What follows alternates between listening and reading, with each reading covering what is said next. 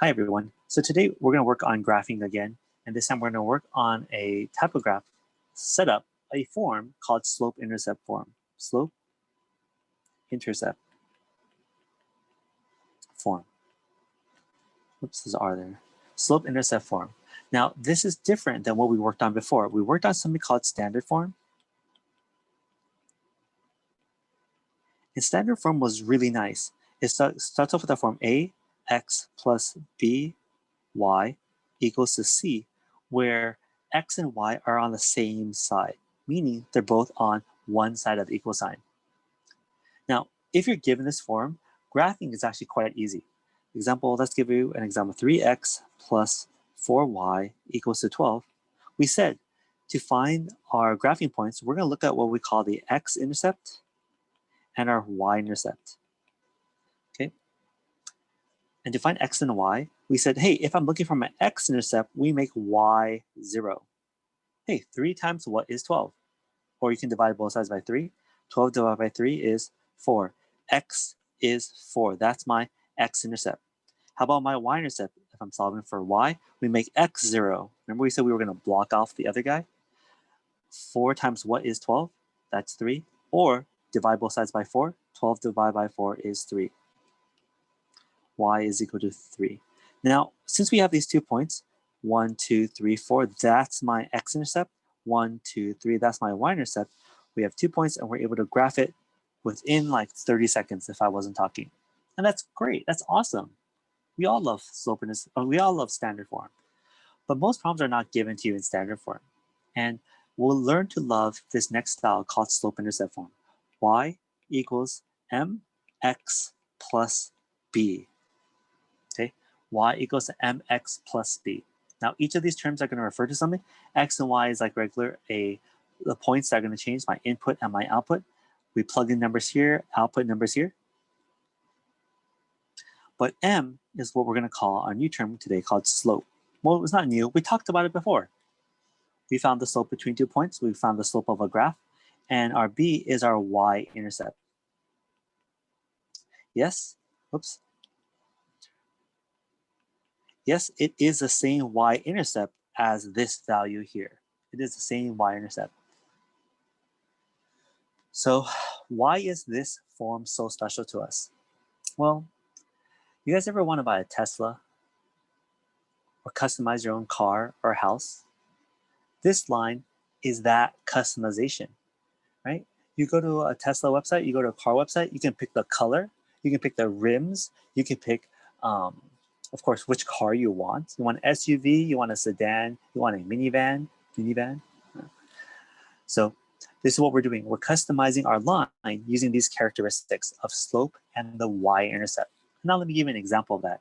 If I said y is equal to 1 over 2x plus 1, please tell me what numbers are my slope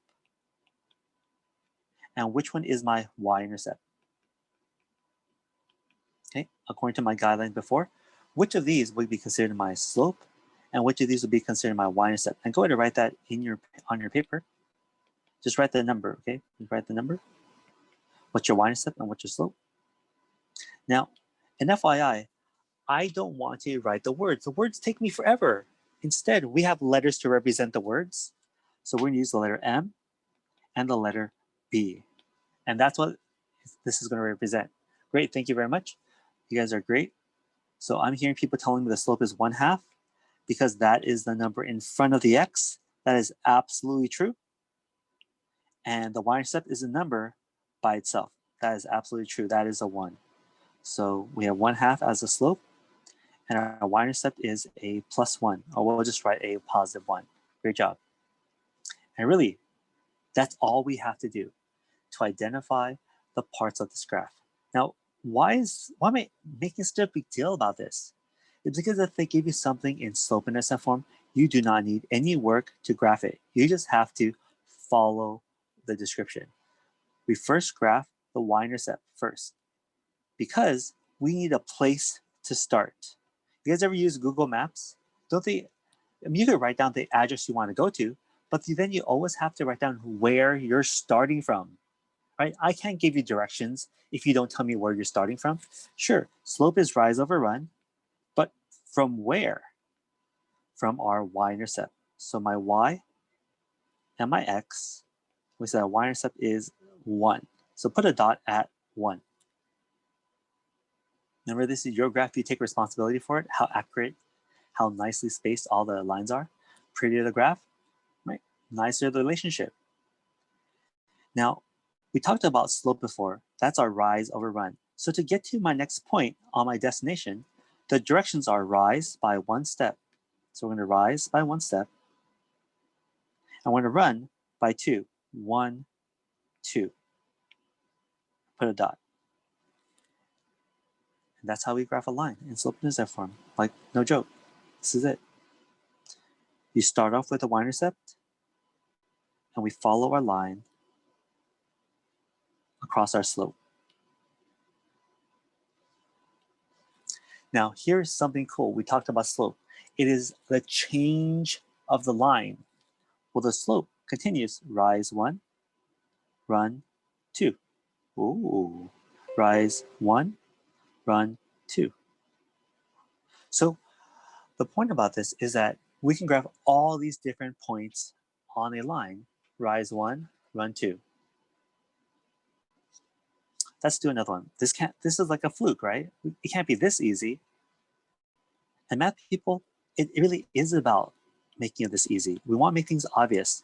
Negative 3 over 4, x plus 2. Oh, it's really windy outside.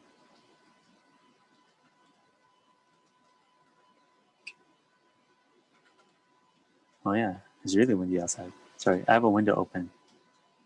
Okay, so here we go. Negative 3x plus 2.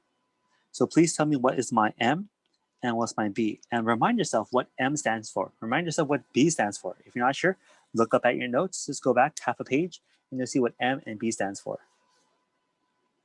Again, math people substitute letters for words because I got tired of writing the word. I just need to remember what these letters mean. Once you guys start driving, you'll learn what D, R, right, stand for, N, and that's drive, park, and neutral. Oh, reverse, R for reverse. So my slope is negative 3 over 4. Please write that out, and my y-intercept is 2. Now again, what does this mean on the graph? This really means us graphing. I can't just graph negative 1, 2, 3, 1, 2, 3, 4. 1, 2, 3, 4. You can't just graph that anywhere because this is wrong. Because then you say, oh, Mr. Ko, the y-intercept is 2. Uh-oh, we missed it. You always graph the y-intercept first because it's our first point. It tells us our grounding point. 1, 2. That is the y-intercept. Hello, y-intercept means I ran into the y. I ran into the y. What'd you run into? You guys ever see the accident happen on Las Tunas? Or you guys are La Cienega? So you have to tell me where that happens. Now we follow our slope. Slope says, oh, Ms. Go, it's just down. No, no, no. What if it was this down? Oh, wait, what if it was this way? We have a specific change. So let's go ahead and look at the slope. The slope was rise of negative 3 and run of 4. Please don't think I'm trying to belittle you guys. Like, I'm telling you guys what I think is important. So if you think I'm giving you too much work, can't be any easier than this.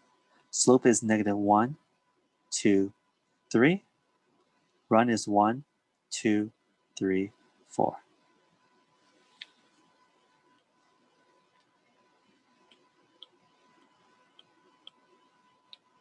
Oops, I erased everything. 1, 2, 3, 4. And we're done here. Okay. Draw your line. You'll need 2 points to draw a line. That's it. If you get this wrong, okay, whose fault is it? Mr. Combe.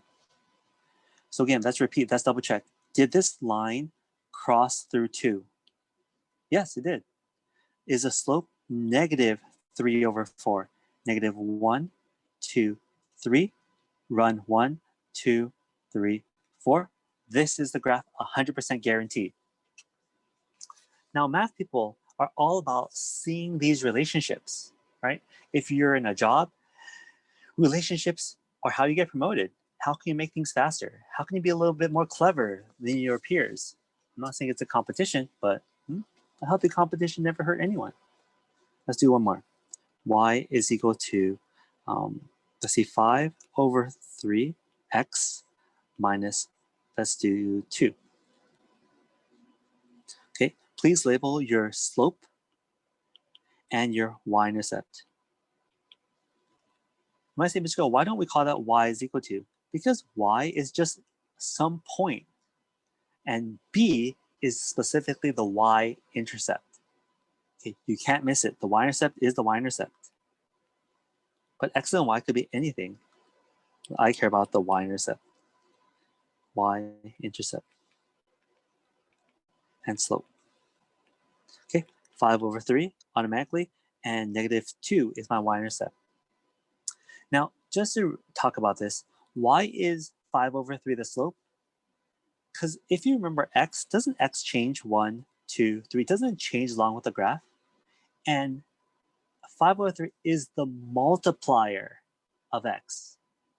So as x changes, 5 over 3 manipulates, changes. If your paycheck was 1/2, right? That's what the slope is. Whether we're 1 hour, 2 hour, 3 hours, the slope changes the number of hours you work, but it's our multiplier. What if it's 5 over 3? What if the slope was y is equal to 2x plus 1? That means it doubles. Now, that's why we want to understand that this stuff isn't made up. There's a relationship to all this. So let's go back and graph this one. My y-intercept is not changing. It's always going to be stuck at negative 2. And if x is 0, y is negative 2. This is 0, comma, negative 2. Let's go ahead and graph the slope. Rise is 1, 2, 3, 4, 5, and 1, 2, 3. The graph rises 5 for every 3 steps I take. The graph rises 5 for every 3 steps I take. That's what slope is. You guys ever go to the grocery market with your parents and they say it's 2 pounds for $1, right? So every pound you buy, so every 2 pounds you buy, that's $1. If you buy 4 pounds, that's $2. If you buy 6 pounds, that's $3. Here we go. And that's it. Okay. Again, this is the lesson. A couple takeaways is that we want to make sure we are in slope-intercept form. We're in the right form. This does not work for standard form. This works for slope-intercept form. Why do we call this slope-intercept form? Because there's a slope, hello, and a y-intercept, right? We call it what it is in math. We're trying to be as simplistic as possible. We're not trying to play with the terminology. You have to understand what the terminology means. The terminology is as reflective of what we're talking about as possible. It's called slope-intercept form because there's a slope and an intercept. Our first form, called standard because x and y are on the same side. We're trying to keep this at a minimal level. It's standard. And we can manipulate it, and that's what we'll work on Monday. Changing slope-intercept to, changing standard form to slope-intercept form. Let's do this one last one real quick. My m is 2, my y-intercept is 1, and this is how fast you should be able to graph it. Slow down.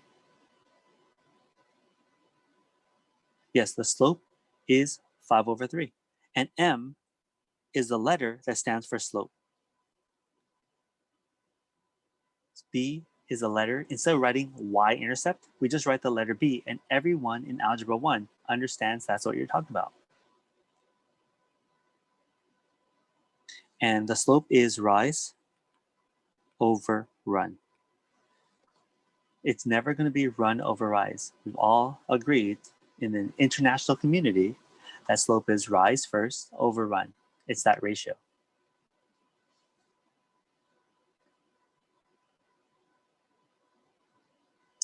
hopefully this is helpful.